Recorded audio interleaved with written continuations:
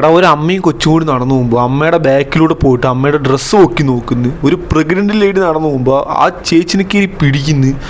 വീട്ടിലൊരു പെങ്കൊച്ച് ഉറങ്ങാണ്, ആ പെങ്കൊച്ചിനെ കയറി റീപ്പ് ചെയ്യുന്നു. ഇത് എന്തവിടെ നടക്കുന്നത്? എനിക്ക് അറിയാൻ മേലാണ്ട് ചോദിക്കുന്നത്, ഇതെന്ത് മൃഗമാണോ ഇവരൊക്കെ? എല്ലാം ഇവർക്ക് എങ്ങനെ ചെയ്യാൻ തോന്നുന്നു?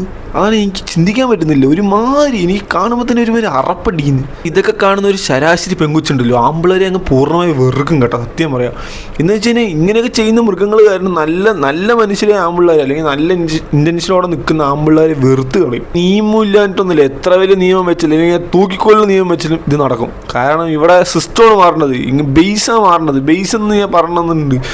വിദ്യാലയം, ചൈൽഡ്, പിള്ളേരും തുടങ്ങിയാലേ ഫ്യൂച്ചറിൽ സെറ്റ് ആവുള്ളൂ. അല്ലാണ്ട് ഇപ്പോഴത്തെ ഈ കിളവന്മാരോട് പറഞ്ഞിട്ടൊന്നും മാറാൻ പോകില്ല. 2 കൊടുത്താലും അവന്മാർ ഒരു മാസം അല്ലെങ്കിൽ 2 മാസം കഴിഞ്ഞ് പിന്നെ ഇതന്നെ തുടങ്ങി പോകും. നിർഭയ കേസിൽ തൂക്കി കൊന്നിട്ട് എന്തെങ്കിലും റേപ്പ് പറഞ്ഞാൽ ഡൽഹിയിലാണ് ഏറ്റവും കൂടുതൽ റേപ്പ് ഉള്ളത്.